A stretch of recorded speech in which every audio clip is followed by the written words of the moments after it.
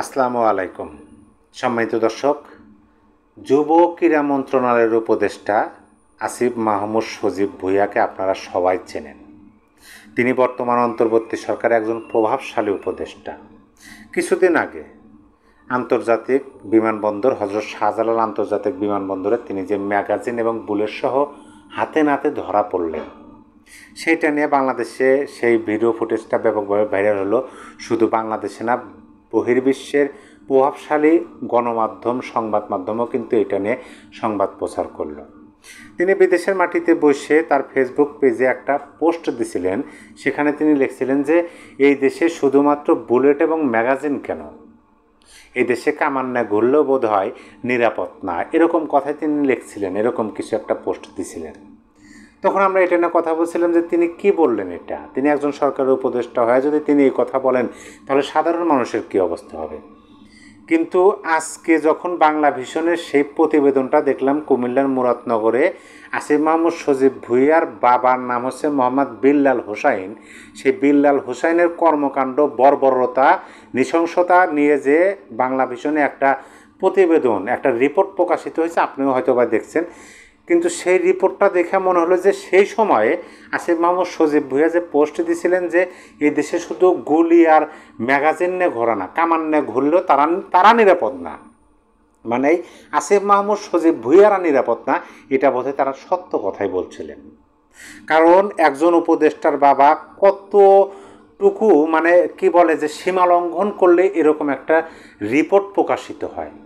আপনি ভাবুন যে উপদেষ্টা মানে হচ্ছে তিনি একজন মন্ত্রী স্ট্যান্ড বাই, এখন মন্ত্রিত্ব আছেন তিনি এখনও মন্ত্রী, তারপরে তার বাবার নামে একটা রিপোর্ট প্রকাশিত হয়েছে এবং যে রিপোর্টটা সত্য এবং ভাইরাল হয়ে গেছে। তাহলে বোঝেন তার বাবা একজন শিক্ষক মানুষ। আমার তো এখন সন্দেহ হইতেছে যে এই যে মোহাম্মদ বিল্লাল হোসাইন, এই যুব ক্রীড়া মন্ত্রণালয়ের যে উপদেষ্টার বাবা, তিনি ছাত্রদেরকে কি শিক্ষা দেন, ওদেরকে কি শিক্ষা দিচ্ছেন। কিছুদিন আগে দেখলাম যে তার ছেলে একজন হচ্ছেন উপদেষ্টা, তাও আবার প্রভাবশালী উপদেষ্টা, তার ছেলে একটা কথা বলে সরকার নড়ে চড়ে বসে এরকম একটা উপদেষ্টার বাবা ঠিকাদারি লাইসেন্স করলেন। আর সেইটা নাকি উপদেষ্টা মহাশয় জানেন না। উপদেষ্টা মহাশয় ফেসবুকে জানালেন যে আমি এটা জানি না, আমার বাবা হলেন একজন সহজ সরল মানুষ, এইরকমই কিন্তু বলছিলেন। এই উপদেষ্টা আসিফ মাহমুদ সজীব ভূঁইয়া কিন্তু ফেসবুকে পোস্ট দিয়েছিলেন যে তার বাবা মোহাম্মদ বিল্লাল হোসেন একজন স্কুল শিক্ষক এবং তার বাবা একজন খুবই সহজ সরল মানুষ, তিনি ঘোর প্যাঁচ বোঝেন না। জনেকো এক ঠিকাদার তার বাবাকে ভুল বোঝাইয়া তার বাবার নামে ঠিকাদারি লাইসেন্স করে, সেই ঠিকাদার ওই লাইসেন্সের মাধ্যমে যেন কাজ পায়, সেই জন্যই তার বাবাকে যে ঠিকাদারি লাইসেন্স করেছে, এরকম কথা কিন্তু বলছিলেন আসিফ মাহমুদ সজীব ভূঁইয়া। কিন্তু আজকে যখন বাংলা ভিশনের প্রতিবেদনের রিপোর্টটি দেখলাম, আমার গা শিরে উঠছে। আমি কিছুক্ষণ স্তব্ধ হয়েছিলাম। আমি ভিডিওটা দেখছি এখন থেকে বেশ কিছুক্ষণ আগে, কিন্তু আমি কি বলবো, আমি ভাষা খুঁজে পাচ্ছি না। আপনি বলুন তো, যে আমরা জানি যে বাবা হলেন ছেলেদেরকে বা সন্তানদেরকে শিক্ষা প্রদান করেন, বাবা যেরকম ছেলেও সেরকম হয়। এখন কি আমরা সেটা ধরে নেব যে আসিফ মাহমুদের বাবা যেরকম ছেলেও সেরকম, যার কারণে তাদেরকে এরকম অ্যাভেলেবল ম্যাগাজিন, বুলেট এবং পিস্তল নিয়ে ঘুরতে হয়? মানে এই প্রশ্নগুলো এখন সামনে আসতেছে। কুমিল্লার মুরাদনগরে আসিফ মাহমুদ সজীব ভূঁইয়ার হচ্ছে জন্মস্থান। সেখানে এই সরকার, অন্তর্বর্তী সরকার গঠন হওয়ার পরে কুমিল্লা মুরাদনগরে কিন্তু অনেকগুলো ঘটনা ঘটছে। কিছুদিন আগে এক হিন্দু নারী সংঘবদ্ধ ধর্ষণের শিকার হলেন, সেই ভিডিওটা ভাইরাল হচ্ছিল। তারপরে 3টা মার্ডার হলেন।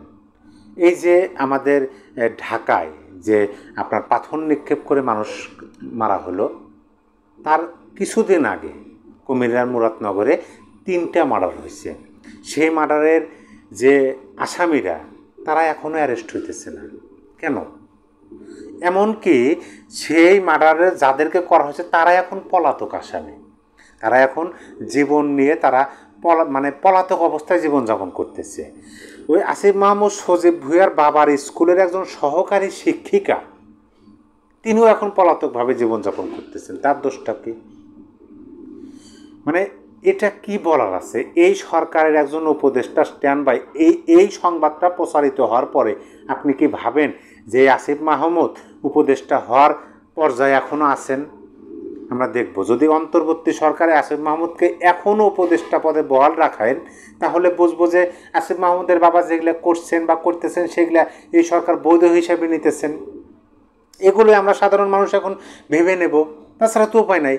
কারণ উপদেষ্টা পরিষদে থাকার পরেও একজন উপদেষ্টা যখন আন্তর্জাতিক আইন লঙ্ঘন করে আন্তর্জাতিক বিমানবন্দরে বুলেট এবং ম্যাগাজিন সহ ধরা পড়েন সিসি ক্যামেরাতে হাতে নাতে, তারপরে তার উপদেষ্টা পদ বহাল থাকে। তার বাবা তার ক্ষমতার অপব্যবহার করে তার কুমিল্লার মুরাদনগরে নৃশংসতা একটা মানে আতঙ্কের একটা কি বলে যে বর্বরতার শাসনতন্ত্র কায়েম করতেছে, তারপরও এটার কোনো জবাবদিহিতে হবে না? তার বাবা কি আইনের আওতায় আসবে না? মানে তিনি উপদেষ্টা বলে কি তার বাবা আইনের আওতায় আসবে না? সম্মানিত দর্শক, আপনার মূল্যবান মতামত অবশ্যই কমেন্ট বক্সে জানিয়ে দিন। সবাই ভালো থাকবেন। আল্লাহ হাফেজ।